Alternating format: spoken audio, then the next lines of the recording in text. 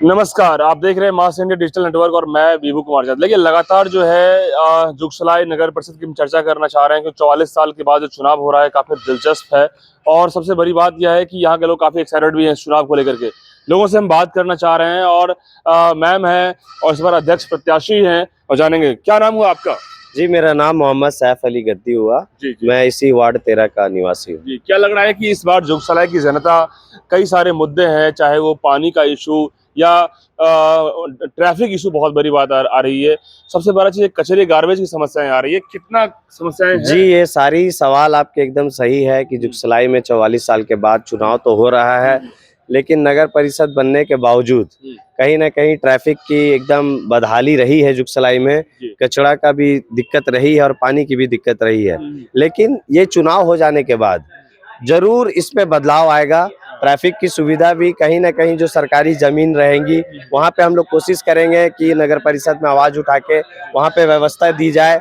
जैसे कि एक और बहुत इम्पोर्टेंट मुद्दा है कि जुगसलाई जो है, ये जो वार्ड 13 है, ये व्यापारियों का इलाका है। यहाँ तरह तरह की दुकानें हैं।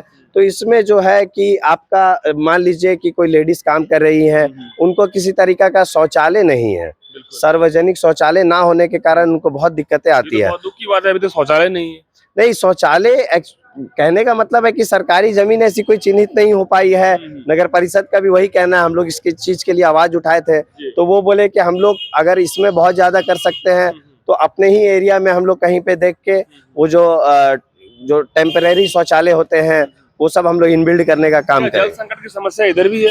नहीं, उतनी ज्यादा बोलने का मतलब कि नहीं है। सप्लाई नल सारे लोग है, पानी आती है। वार्ड में लोग बता रहे थे कि महिला लोग बता रही थी कि जल संकट भी है, वाटर हार्वेस्टिंग का प्रोजेक्ट यहाँ आना चाहिए। एकदम आना चाहिए और ये बहुत सही मुद्दा है, उठना भी चाहिए। हम लोग ने भी इस मुद्दे को बहुत बार उठाया है, लेकिन इसकी सबसे पहले अगर जाइएगा आप डीप में तो ये होता है कि नगर परिषद पीएचडी में टालते हैं और पीएचडी वाले नगर परिषद में टालते हैं। और ये से तो काम नहीं चलेगा ना। ये देखिए, जब हम लोग सरकार में आ जाएंगे, हम लोग की सरकार बन जाएगी या हम लोग पार्षद बन जाएंगे, तो ये हमारी प्राथमिकता रहेगी कि पहले जो कचरा का इशू है, पहला जो पानी का इशू है, इसको हम लोग टोटली खत्म करने का काम करेंगे और सारे स्वच्छ पानी और स्वच्छ बिजली और टाइम पे बिजली सारे कुछ देने का काम करेंगे। बिल्कुल, ये बहुत बड़ी बात है। तभी मैम, सबसे पहले स्वागत है आपका।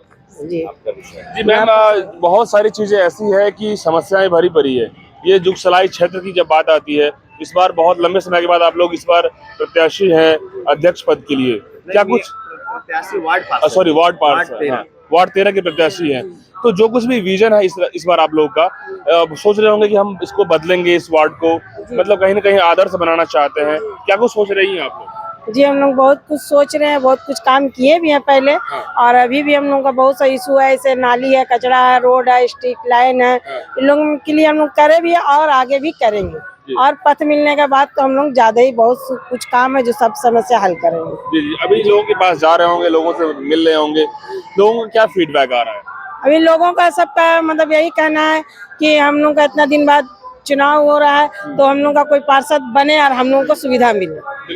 बिल्कुल, तो यही हम लोग का भी विचार है कि हम लोग बने और सबको सुविधा। जनता इस बार मौका देती है, आपको जिताती है, और इस बार जैसे ही जीतते हैं सबसे पहले क्या शुरू करेंगे कामकाज?